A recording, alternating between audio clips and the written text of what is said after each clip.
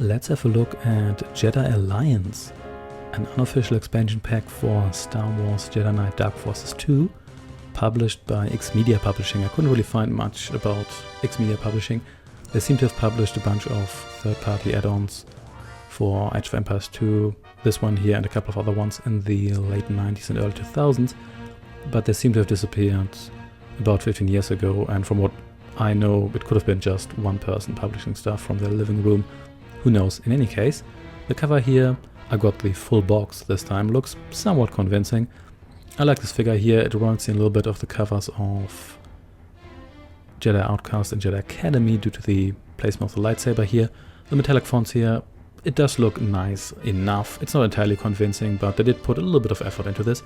Probably more effort than they put on putting stuff on the actual CD here, which we have here. We do get this nice jewel case here. The CD is nice enough. There's really nothing on here except for the name of the expansion, now slightly greenish, and this moon here, which seemed to have been lifted from the game directly in one form or another. And if we take a look at the back of the box, we do get a little bit of a description here. The font, they choose this yellow Halloween font here, I'm not quite sure why, but the rest of the text is in this slightly tilted Star Wars opening crawl fashion here, which looks nice enough. And this is apparently the ultimate expansion city for all fighters of the universe. We've got missions for single and multiplayer, and these are actual single player missions. It's not just multiplayer maps you could theoretically play against bots by yourself. There are actually single player missions on here. Whether those are any good, well, we'll get to that. In any case, there's also various utilities on here and various skins. You can play as Darth Vader or Luke Skywalker, and that's pretty much it.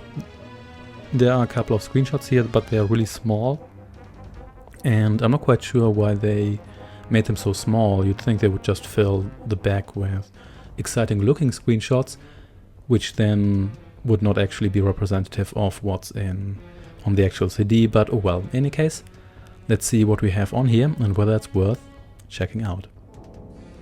Before we get to the actual levels, let's check out this launcher here, which looks surprisingly nice. It does detect your game folder correctly, so you can load whatever you want to load into that automatically. You do get some icons, you do have levels here, multiplayer and single player levels, as well as patches here, and those for the most part just modify the game, so they're not just the official game patches.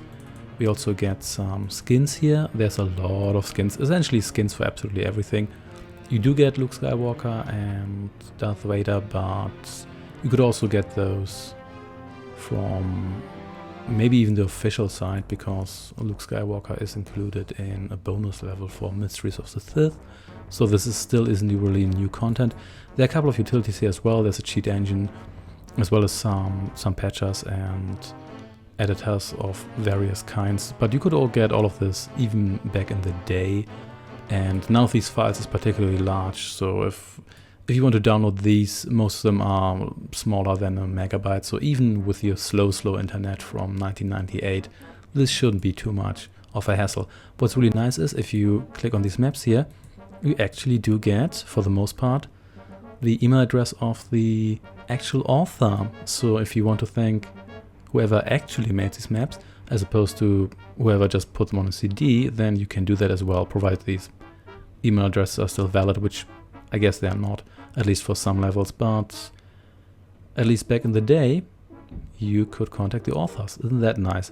But anyway, let's have a look at what's actually on the CD here with regard to single player levels.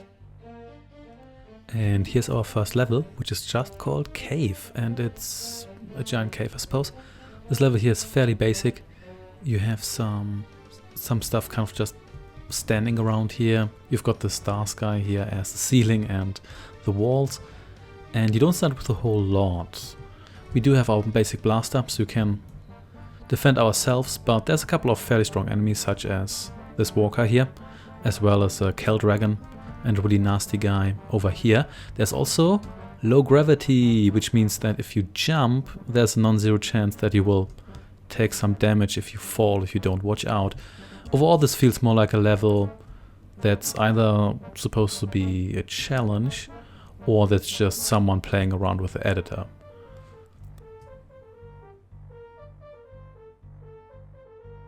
The next level is called Lord Vader's Reign.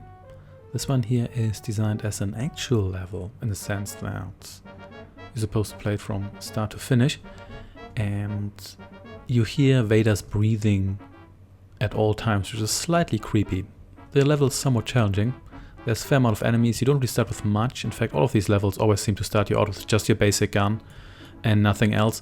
None of them seem to give you any force powers. I'm not quite sure whether that's a limitation of the software these levels here were made with, but it definitely does not make them any easier. This one here is a classic key hunt, so to speak. It's very Doom-ish in that regard. And it's not impossible, but it's a fair challenge. You have to watch out. You can very easily go through your ammunition in this level here, but it looks fine. The areas are somewhat open and don't look as good as the levels from the official campaign, but overall someone put some effort into this. Of course, it wasn't the makers of this expansion pack here, that was someone else, and they just stole their stuff as usual, but that is kind of to be expected. But they did make this look like an actual stage, and there also come some, if you want to call it, new additions like these stairs here, even though they don't quite work as intended, but it is appreciated that they try to give this level some atmosphere here and actually did something here. But as mentioned before, this isn't really the work of the makers of this add-on here, it's the work of someone else, and they just took their stuff and put it on the CD here. The next level is called The Fourth Within, but it just seems to be the first level of Dark Forces 2. At first I thought they would put some sort of spin on this, but it really just seems to be that. And it seems to be completely unaltered. I'm not quite sure whether this doesn't load correctly, but it appears that someone just copied the first level of Dark Forces 2, and that's pretty much it. Which also nicely highlights that they really didn't pay any attention to what's on the CD here, because if they did, they obviously would have noted that this is just the first level of the main game. And since this is the first level, this doesn't even give you quick access to, let's say, some of the later stages. If it did that, then at least you could skip some levels, which I guess would still be pointless, because you can probably just get save games for that, even back then. But the way it's designed now is extra pointless. Also, interestingly, it's called The Fourth Within, which is the name of the final level, provided you take the light path. If you take the dark path, it's actually called Jarek Battle for Power, so I'm not quite sure what's up with this, but well, I guess technically it's one of the best stages, but it's also completely pointless, because you can just start the official campaign and then you're here as well. The next level is called Maury Crow. I'm not quite sure whether that's supposed to take place in the Maury Crow, but it's named after Jen and Kyle's ship. This one here is another, if you want to call it that, proper level. It's essentially a hangar filled with stormtroopers. There's also some other creatures. There's some Ognots as well. And it's actually somewhat playable. And it also has a somewhat nice structure. It still looks a little bit boring, like a lot of these levels here. It's quite empty in some regards. Ooh, I did not see you coming there, but at least they did put some a little bit of a spin on here. You do have this hangar here, so it does look like an actual area from the game, and it is actually quite playable. Whether or not this really adds anything remains to be seen, but this one here is a little bit better than some of the other levels we have seen, and it's also an actual level. Next we have Mukalla. This one here is set in some sort of underground base.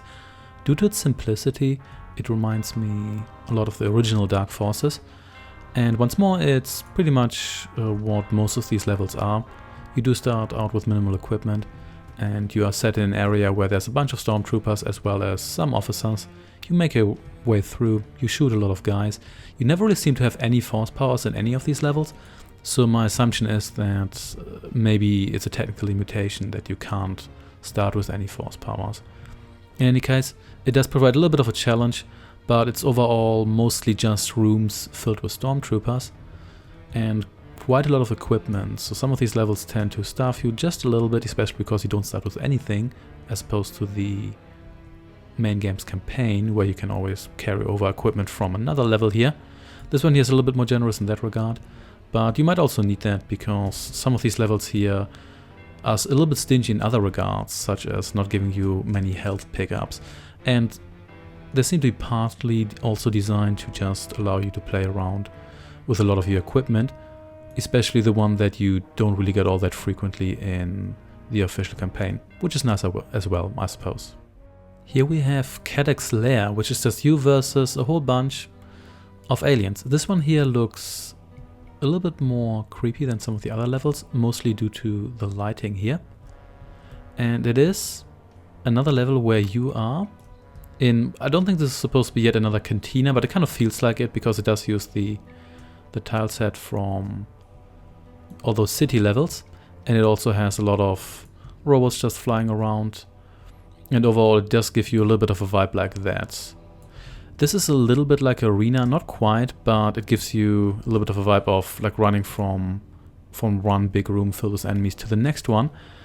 And while I wouldn't say that this reaches the quality of the official levels, I think it's actually not that bad.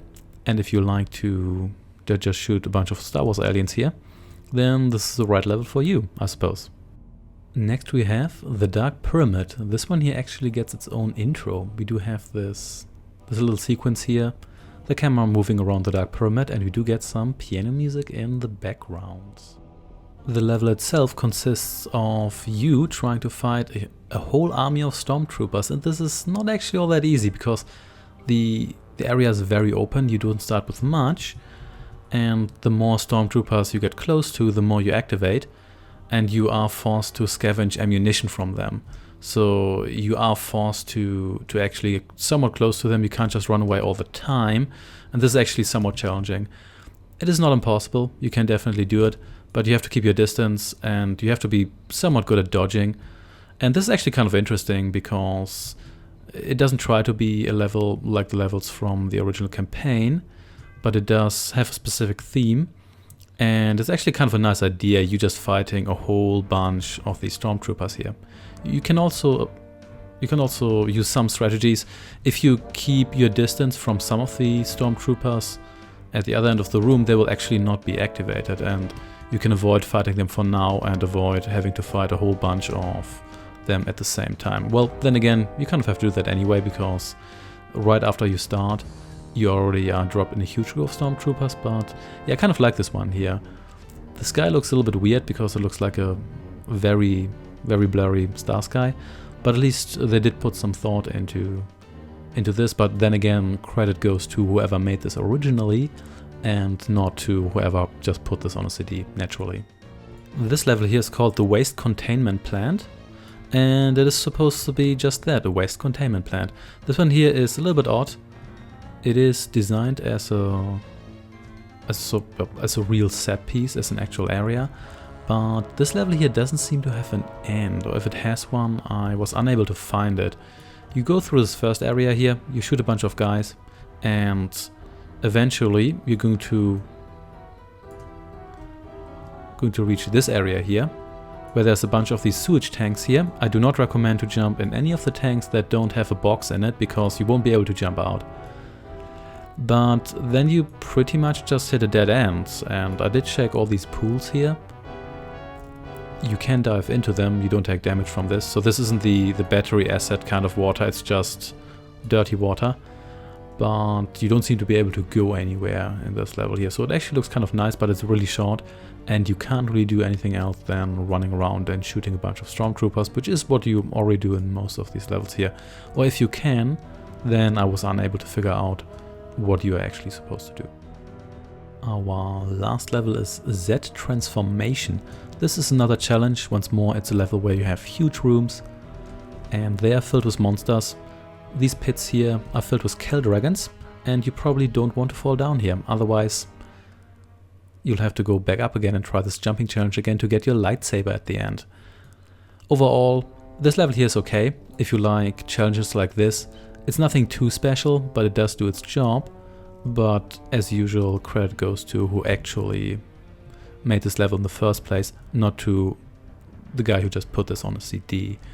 Overall, is this game worth it? Or well, say this expansion CD? Probably not, because even if you didn't have internet back in the day, which in 1998 probably most people had in one form or another, this isn't really worth it. You get very little single-player content. You probably won't be bothering with the multiplayer content anyway. And once more, it's just stuff you can download from the web anyway. So even for shovelware add-ons, this one here is not particularly convincing. Thanks for watching, and I shall see you next time. Take care and goodbye.